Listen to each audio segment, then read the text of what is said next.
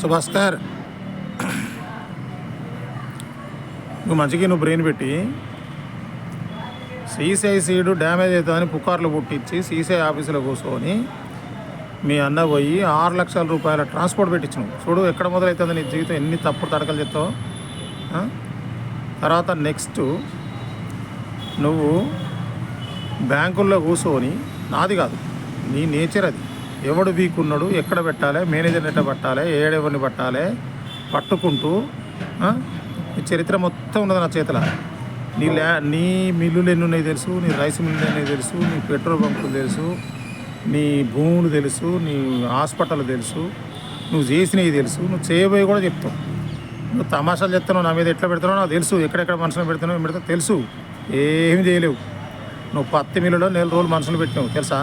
నువ్వు అనుకుంటున్నావు కార్లో మనుషులు తిప్పుకున్నావు, వాళ్ళు ఎవరో కూడా మాకు తెలుసు. నువ్వు అంత ఈజీగా బచ్చగాని, నువ్వు పైసలు కాడ ఉంటే ఉండొచ్చు, దొంగ దోపిడి పైసలు కాడ ఉండొచ్చు, ఇవన్నీ బచ్చగాని నా కింద.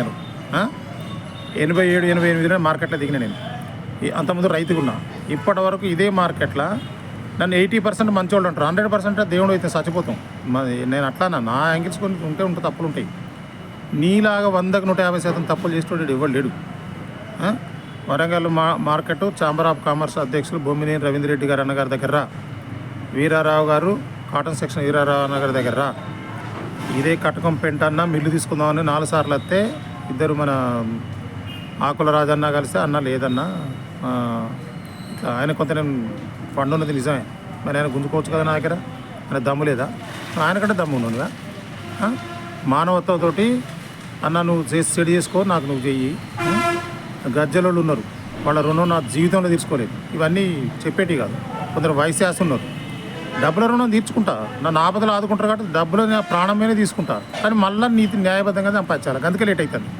నీలాగా దోపిడీ చేస్తే ఇప్పటికి 4 మిల్లులు కడుతున్నావు, చిట్యాల మొక్కలు నీళ్ళంటే రాకుండా తరిగికూడదును. కానీ అది కాదు. నేను ఇంత కాన్ఫిడెన్స్గా ఉన్నానంటే నా అంతరాత్మ సాక్షిని మోసం చేయను. ఈ సంవత్సరం నువ్వు క్వింటల్కు 1000 నుంచి 1500 దుబ్బినావు రైతుల దగ్గర. వాడు పావులు అనక పిట్టలు అనక తిరిగి అక్కడ వస్తే నువ్వు 1500 కిట్ట దొబ్బుతావు. నేను 100 రూపాయలు తీసుకుంది నా బతుకు కోసం. అయినా నాకు కలిసి వస్తుంది, అది అంతే, వాళ్ళే ఇస్తారు. దోపిడీ చేయకుండా నాకు వస్తాయి. నువ్వు ఎంతమందిని పెట్టినవాడా? నీ పైసలు తింటారు నాకు చెప్తారు వాళ్ళు, నీ పైసలు తింటారు నాకు చెప్తారు. నాకు ఎవ్వరు లేరని చెప్పినావు. నేను ఎందుకు వస్తాను? నేను బ్రెయిన్ ఉన్నదా నీకు? నేను ఎందుకు ఒక్కని వస్తానా? కేసు పడితే ఒక్కని మీద పడితే నేను లోపల ఉంటాను, నీ ఫ్యామిలీ మొత్తం మీద కేసులు పడితే నువ్వు లోపల ఉంటావు. అప్పుడు ఏమవుతుంది చెప్పు? శత్రువులు ఎవరు లేరు. బొత్స భాస్కర్ అండుకోలే శత్రువులు, నాకు శత్రువులు లేరు. నువ్వు అందరు నెగేసి నువ్వు ఇది కొను నేను అది కొంటా అని చెప్పి కొందరిని ట్రాక్ తప్పించినావు. బాగా చెప్తారు వాళ్ళు. ఇదే పత్తి కృష్ణారెడ్డి అన్న ఎదగాలని ఆ దేవుని సాక్షిగా కోరుకుంటాను నేను. ఆయన నా మిల్లు ఇప్పిస్తా అన్నాడు, 20 మంది పోలీస్ స్టేషన్లు ఇప్పిస్తాను. కానీ నేను పోలీస్ స్టేషన్కి వస్తానా, మిల్లుకి వస్తానా? ఇప్పుడు 3 సార్లు 4 సార్లు పోయిన. ఇప్పుడు కూడా ఎందుకు మిల్లులో ఉండవు? నువ్వు ఎందుకు ఉండవు? మా చిట్యాలలోనే మళ్ళీ తీసుకొచ్చి గుమస్తాలు పెడతావు. చిట్యాల గుమస్తాలు పెట్టుకుని తట్టుకుంటావు. నీకు దమ్మున్నదా? వాడు సాయంత్రం కాలం నువ్వు ఏం చేసినా చెప్తాడు. నేను తీసుకోను అయినా కానీ నా సొంతం కాబట్టి ఇప్పుడు నేను తీసుకుంటాను. తీసుకోవాలి, తప్పదు. అక్రమ సంపాదనలు అవన్నీ మర్చిపోయిగా, జరిగిందేమో జరిగింది, నీకు కూడా మంచి జరగాలని కోరుకుంటాను. కానీ నువ్వు ఏమైనా తేడా చేసినావు అనుకో, పుట్టగతులు ఉండవు. 3, 6 అని ఎందుకంటావు తెలుసా వేదాల్లో? 3, 6 అంటే నువ్వేం ఎత్తుకపోవురా. ఇటు 3 అటు 6, నీకైనంతే నాకైనంతే, పొట్టుని పొడుగుని అందరికి గంతే తీస్తారు. 3, 6 అంటారు. 3, 6 దొరికితే భూమి ఉంటే చాలు. నేను 1000 కోట్లు సంపాదించేవని ముంచకుండా నేను నీకు సపోర్ట్ చేస్తా కావాలంటే న్యాయబద్ధంగా. దోపిడీలు చేసుకుంటూ నేను దేవుని దగ్గర పోతే ఏ దేవుని దగ్గర పోతావు?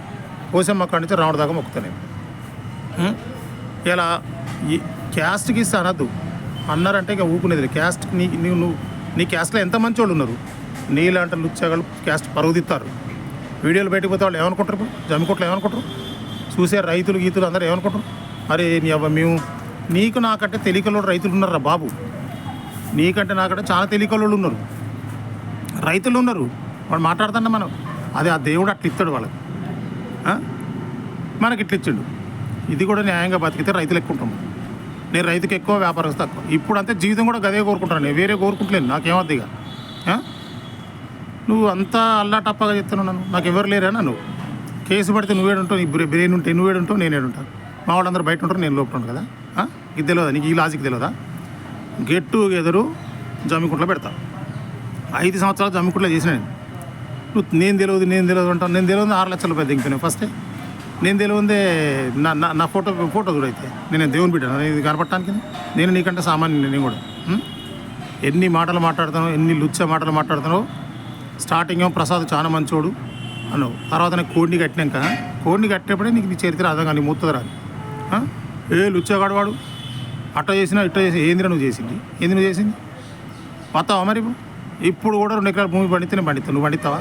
నీ కౌంట్ డౌన్ నీ స్టార్ట్ అయింది. అంతరాత్మ అడుగు. నాకు ఎవడు చెప్పొద్దు, నేను ఎవడి మాట తీసుకోను. నువ్వు ఏ దేవునికన్నా మొక్కు, విధిరాత తప్పదు. నా విధిరాత తప్పుతుంది. నేను ఎందుకంటే ఎంతో కొంత మంచి చేసుకుంటా వస్తాను. చాతనే కాడి మంచి చేసుకుంటా వస్తాను.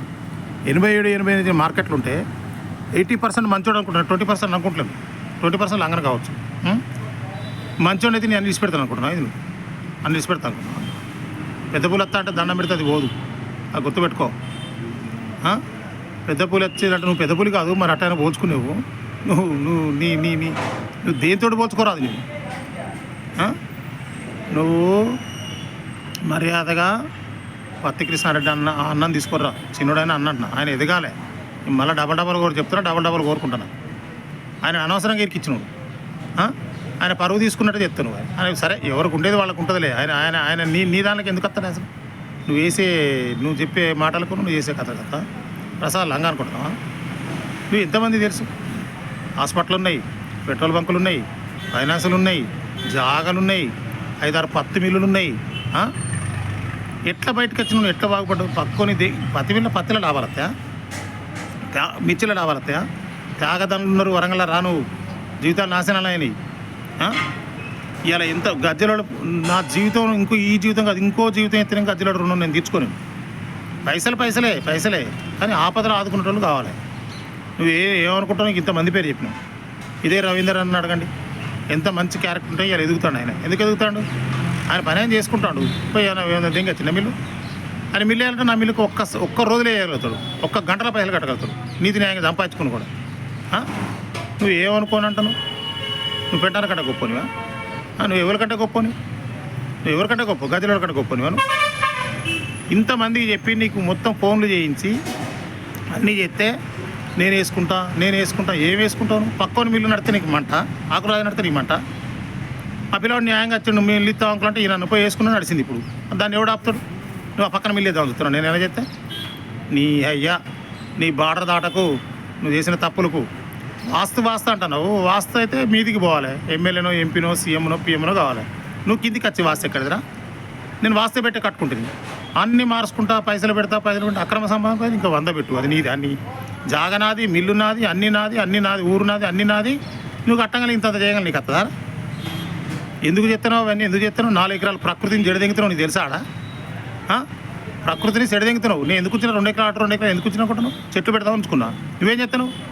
అక్రమ సంపాదన మొత్తం కట్టడాలు కడతావు. మంచిగా మర్యాదగా రా.